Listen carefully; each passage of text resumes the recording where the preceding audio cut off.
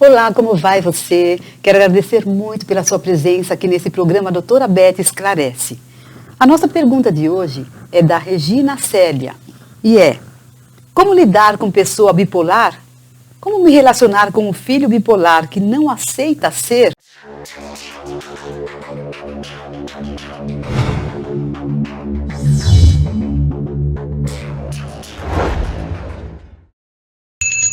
Bem, primeiramente, precisamos explicar o que é uma pessoa bipolar.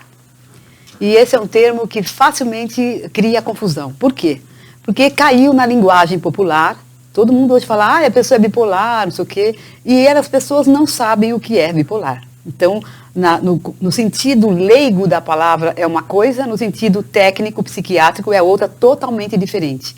Eu não sei aqui se a Regina Célia já teve um diagnóstico dado por um médico para esse seu filho, e por isso ela está dizendo que ele é bipolar, ou se ela está entendendo que ele é bipolar, tendo em vista a linguagem popular a respeito dessa palavra. Então, como eu não tenho esse dado, eu vou tentar aqui, eu vou ter que optar, claro, eu vou falar como se a pessoa fosse realmente uma pessoa bipolar, lembrando, né, entendendo qual a diferença de um conceito e outro. Na linguagem popular, bipolar é aquela pessoa que tem variação de humor.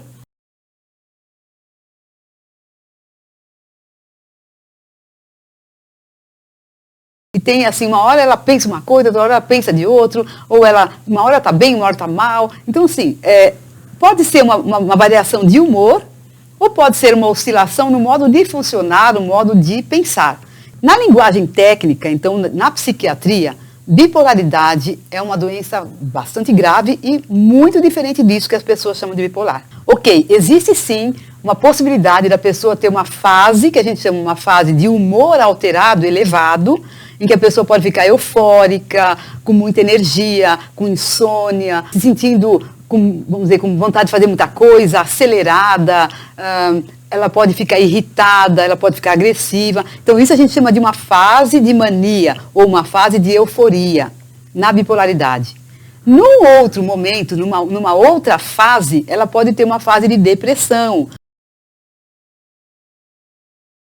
onde ela fica na cama, né, desanimada, pessimista, negativa, sem fome muitas vezes, assim, pensando só coisas tristes, achando que ela não vale nada. Então tem todo um aspecto aí que é possível que ela tenha. Então, quando a gente fala com uma pessoa de bipolaridade, ela tem a possibilidade de ter essas duas fases aqui, mas não no mesmo dia. De um modo geral, são fases que demoram semanas, meses. Então, dentro de uma fase, a pessoa pode ficar meses ou semanas. Aí ela pode ficar bem, uma outra fase, voltar para o normal dela, e depois, numa outra fase, ela pode ter uma depressão, que também dura meses, semanas. Então, ela fica o tempo todo daquele jeito. Então, isso é muito diferente de dizer que uma pessoa tem oscilação de humor, que no mesmo dia varia de humor várias vezes, tá? Só para ter, então, essa mínima noção, claro que aqui eu não posso dar muito mais detalhes, porque não é o caso aqui para nós, tá? Bem, o que a gente precisa fazer quando isto acontece? Quando uma pessoa tem esse transtorno, primeiramente ela precisa ser avaliada do ponto de vista psiquiátrico. E aí o psiquiatra vai observar qual a gravidade da situação, e uma série de outros detalhes para decidir qual é o tratamento adequado para essa pessoa. Então essa pessoa, de um modo geral, precisa tomar medicamentos e muitas vezes precisa de psicoterapia individual, o que ajuda bastante no autoconhecimento e na mudança comportamental, para que a pessoa melhore a sua qualidade de vida, compreenda a sua doença e tenha aí uma abordagem adequada. Muitas pessoas que têm bipolaridade podem viver uma vida absolutamente boa, uma vida muito produtiva, casar, ter filhos, etc., se essa pessoa se tratar adequadamente. Então, essa é uma questão chave. Se a pessoa não se tratar adequadamente, ela pode ter aí realmente danos importantes, ela pode ter fases cada vez mais graves e ir por caminhos aí bem mais complexos que não vou falar aqui hoje. Um outro tratamento que também pode ser bem adequado, e aí depende, claro, da situação, é uma terapia familiar. Isso pode ajudar bastante na aceitação, como a Regina está falando, que o filho dela não aceita. Uma terapia familiar poderia ajudar a pessoa a compreender mais a sua doença e aceitar que tem a doença, Pode também ajudar na resolução de problemas cotidianos, porque, imagina, se essa pessoa não aceita que tem o problema, quantas dificuldades deve ter ali no dia a dia com a família. Tá? Também desenvolve uma comunicação entre a família e o paciente, o que também, às vezes, essa comunicação está quebrada, por quê? Porque as pessoas acabam entrando em conflito e no conflito elas acabam se separando muito. Então, é bastante possível que uma terapia familiar possa ajudar. Bom, vamos lembrar o seguinte, quando uma pessoa está numa fase, tanto da depressão como numa fase de euforia, ela tem sua autoavaliação muito prejudicada. Então, assim, se ela tiver nesse momento, a crítica dela, a gente diz que está rebaixada. Ou seja, ela não tem uma capacidade, uma possibilidade de se avaliar e ver o que ela precisa ou não. E se a pessoa estiver numa fase dessa, então ela nega completamente a enfermidade, especialmente porque numa fase de euforia, pelo menos no começo, a pessoa se sente muito bem, ela sente como se tivesse usado cocaína. Nossa, quanta energia, estou ótimo, estou produtivo, acelerado, mandando ver nas coisas que eu preciso fazer.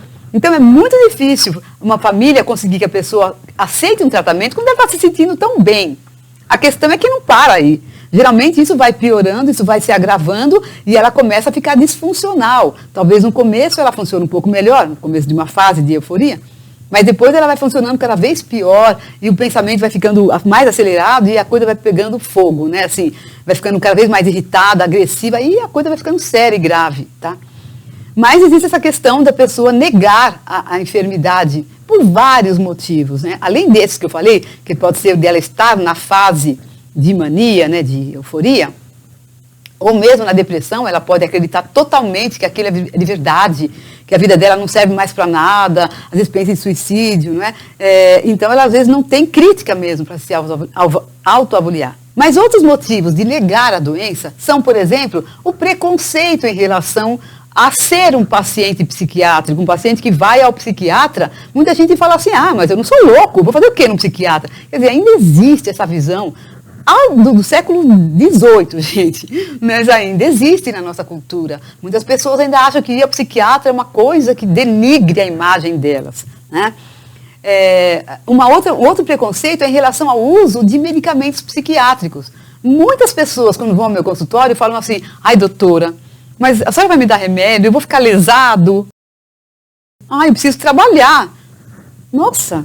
Gente, hoje nós temos medicamentos muito mais modernos, que dão, às vezes, poucos efeitos colaterais e muitos que não deixam ninguém lesado. Então, assim, a gente toma todo esse cuidado de dar os medicamentos mais adequados, mais para cada caso, considerando-se o que a pessoa faz no seu dia a dia, o seu tipo de trabalho, tudo isso é pensado. E hoje, muitas pessoas usam medicamentos psiquiátricos e você não vai desconfiar, porque não tem nada que dê a impressão que ela está usando, ela não fica diferente, ela não fica lesada, como as pessoas pensam, né? Outra coisa que as pessoas também têm medo é dos efeitos colaterais dos medicamentos. Então, elas às vezes pensam assim, e se eu tiver, vamos dizer, começar a tremer, começar a ficar... Então, tudo isso são ideias. E as pessoas, quando vão ao médico, podem perguntar, o médico também pode orientar e deve orientar, não é? Uma outra coisa que eu percebo é que a pessoa às vezes está na doença, mas ela acredita que ela é capaz de controlar o próprio humor. Ela, não, eu posso controlar, eu estou um pouco eufórico, mas não, na hora que eu quiser eu controlo. Isso é uma crença que ajuda na negação e ao mesmo tempo não tem sentido, né? A pessoa de verdade não tem esse poder de controlar o próprio humor sem o uso de medicamentos, né? Estou falando de pessoas que têm bipolaridade, gente, não estou falando de outro tipo de pessoas, vamos lembrar, tá? Uma outra questão, claro, é estigma social, a pessoa não quer que os outros fiquem sabendo que ela tem um problema. Como vai ser a opinião do meio social que essa pessoa está inserida, né? Vai ser desfavorável, então ela não quer dar essa chance de ficar estigmatizada. Esse é um ponto importante. Agora, vamos lembrar que por causa dessa situação, né, da bipolaridade, de um problema grave assim, podem acontecer conflitos familiares e interpessoais importantes, né? E a pessoa acaba se sentindo pouco apoiada. E a família também, né? Porque onde eu vou buscar ajuda? Então, é por isso que foi tão importante a pergunta da Regina Célia. Então vamos lá, como lidar com a situação? A pessoa não se trata, não aceita que tem problema ou não se trata adequadamente. Primeiro, claro, buscar conversar de uma maneira muito educada, adequada, vamos dizer, respeitando o outro, apresentando argumentos. Provavelmente a Regina já fez isso, gente. Claro, né? Para fazer essa pergunta, ela já fez aí, passou por algumas fases, no mínimo, tá? Mas estou falando para uma pessoa leiga que esteja escutando isso pela primeira vez, não é? Então, apresentar argumentos, usar do lugar de autoridade. Então, por exemplo, a Regina Célia também não falou se esse filho mora com ela, se ele a idade dele, também não deu detalhes. Mas se morar com ela e se tiver dentro vamos dizer assim, de um plano em que ela tem uma autoridade ainda sobre ele, né, então é importante usar essa autoridade, né, mas não de maneira autoritária, porque não vai funcionar muito no sentido de brigar, de xingar, não, nada disso, não é? E é importante responsabilizar esta pessoa, né, esse filho, na medida para ele entender que tudo que faz tem consequências. Então, por exemplo, é importante que ela avise que se ele não quer tratamento e se o quadro dele se agravar, isso significa que provavelmente ele terá que ser internado no hospital psiquiátrico. Isso precisa ficar muito claro e isso não é uma ameaça. Isso é explicar o processo, porque muitas pessoas que começam a ter um quadro desse, a família não dá conta. Gente, as pessoas podem ficar agressivas e perigosas para elas mesmas e para o outro, para quem convive. Então, a família não dá conta, né? São quadros que podem ser muito graves e podem levar vamos dizer, a crimes e ao suicídio. Então, por causa disso, é importante avisar esta pessoa desta possibilidade de uma internação. Então, nesse sentido, eu acho que esse é um argumento que eu tenho visto que costuma, assim, pesar bastante na cabeça da pessoa que ainda tem algum senso crítico para decidir o que vai fazer. Agora, importante, evitar impaciência, hostilidade, só para reforçar mais um pouco isso, negatividade e buscar também, a família buscar ajuda. Eu trouxe para vocês aqui alguns folhetos da Abrata. A Abrata é a Associação Brasileira de Bipolaridade, de transtornos de humor, né? Não sei bem qual é o significado aqui, mas ok. Eu trouxe aqui esse daqui. Aqui tem crianças e adolescentes em tratamento bipolar, adesão ao tratamento e estigma do transtorno bipolar. Então, a Abrata é uma associação fantástica que trabalha e ajuda muitos pacientes e familiares que têm esse tipo de problema. Então, tanto o paciente pode frequentar a Abrata, como o seu familiar, porque existem grupos de familiares que se ajudam. É gratuito a participação e acho que pode, quem sabe, aí significar uma luz, né, no final do túnel, né, para algumas familiares que ficam tão angustiados e com toda razão, porque tem filhos ou outros familiares que não se tratam adequadamente ou nem aceitam a doença, como o caso da Regina. Espero que eu tenha, então, respondido a sua pergunta, Regina, dado, claro, aqui rapidamente uma explicação sobre isso e que tenha dado aí qualquer luz para você.